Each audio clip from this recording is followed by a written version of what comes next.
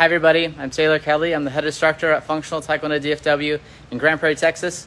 In this video today, we're going to go over the top 3 reasons why martial arts will help your kids do better in school. Okay, now the first one is discipline. Now this one might be pretty obvious, but I'm going to explain to you guys how this works and how it enables kids to become more disciplined, not only on the mat, but also translate that to other areas of their life, like in school and other endeavors, right?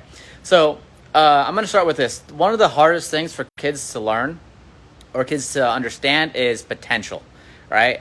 Potential is something that we as adults, we understand because we lived our life a lot longer. So we have seen the fruits of, hard work. We've also seen the fruits of not working hard enough. And the issue that kids face is that because their lifespan is so limited at this point in time, normally we get kids between the ages of like 8 and 10 years old. That's probably like the biggest group of kids we have here. It's hard for them to understand what potential means, meaning they don't often see the value in what they're doing until later, right? And this can be a hard process. And one of the awesome things about martial arts is that it's a very tangible physical experience when kids are training on the mat. So for example, let's say your kid comes in on their first day of class. I'm going to show them how to do, how to punch, how to kick, and we'll go over the topic of roundhouse kicks, okay? So if you don't know what a roundhouse kick is, it's basically, I'll show you. I'll show you what it looks like. I'm going to put this phone down. Hopefully it doesn't fall. So this is a roundhouse kick. Okay? So roundhouse kick. Okay? Now a lot of kids, when they first start kicking, granted they don't have any physical, they don't have a background in doing this before. Maybe they're not very athletic. They're probably going to kick something like this. Right? And it happens, right? And I'm impatient with it because that's how I used to kick too. When I was little and I first started, there's some photos of me kicking, and I cringe because I see myself kicking with my ankle and doing that and not turning my foot. So one of the powerful lessons that kids will learn is that, just as little as like 3 weeks of training consistently, the round kick will go from here to here, right? And then eventually it'll go to here, and then maybe a month later it'll go here, and then maybe 6 months later they're kicking head high, right? And one of the lessons that martial arts teaches is that, as long as you're consistently training, as long as you're consistently practicing, you're going to get better, right? And the way this translates to school is that I often remind kids, like, look, a lot of you guys got here, you started as white belts, you started not knowing anything, but you put in time, you put in effort, and look how far you've come along. This is something I usually tell our students who are about to pass to yellow belt. After like a year of training, 6 months to a year, they're getting ready to test for their yellow belt. And I remind them, like, look, say, you are getting so good at this by committing time to it. You apply this same principle in school, you're going to do well too. If you take the time to study, take the time to practice, right, you're going to get better. So that's the first way martial arts helps kids in school. The second way is pretty obvious, but bullying, right? Now, it might not be in the way you think. So one of the things that martial arts teaches, especially in our school, we teach this specifically. I can't say this for all schools, but we teach kids the 4 rules of self-defense. First one is run away. Second one is use words. Third rule is get help. Fourth rule is defend yourself, right? So these kids know these 4 guidelines. They have to memorize them. It's running away first. That means if you're in danger, if someone's trying to hurt you, whether it's physically or emotionally, right? If someone's saying something mean to you, the first thing you gotta do is you gotta get away from them, right? Now, if you can't get away from them, you gotta speak up. You gotta use your words. You gotta defend yourself verbally, right? We call this verbal Taekwondo, right? Where you don't have to punch and kick anyone, okay? At least not yet. If that doesn't work, you get help, right? And this can also mean maybe you hang around a group of other kids, you hang around a group of friends, you get a teacher, right?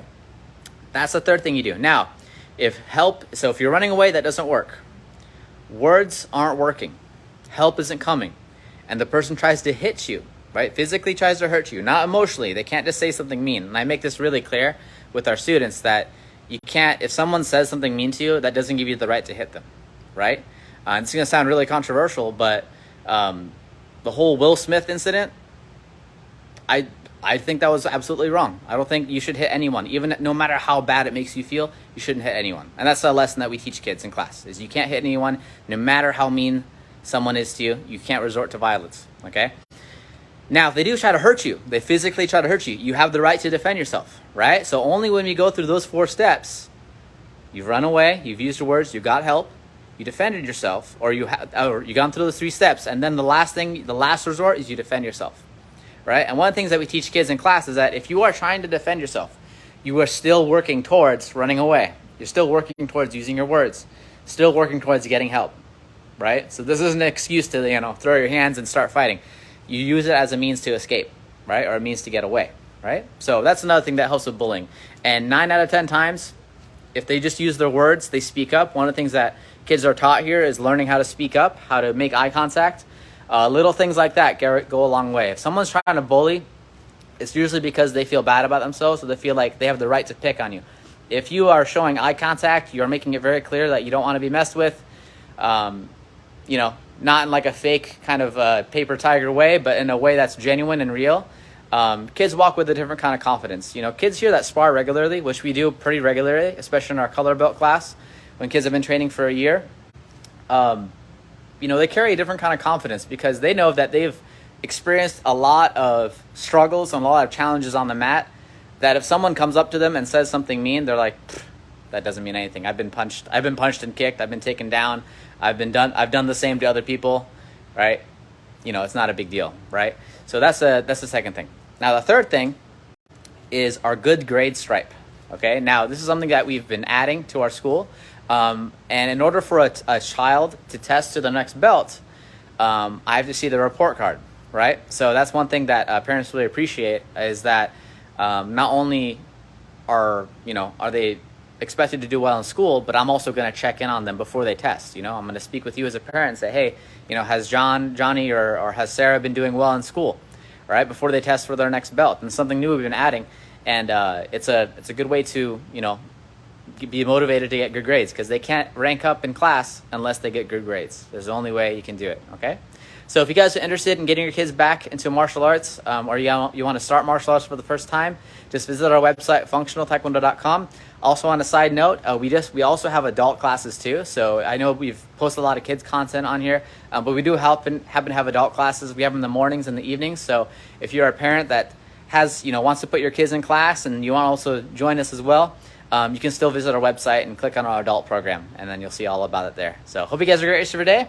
I'll see y'all next time.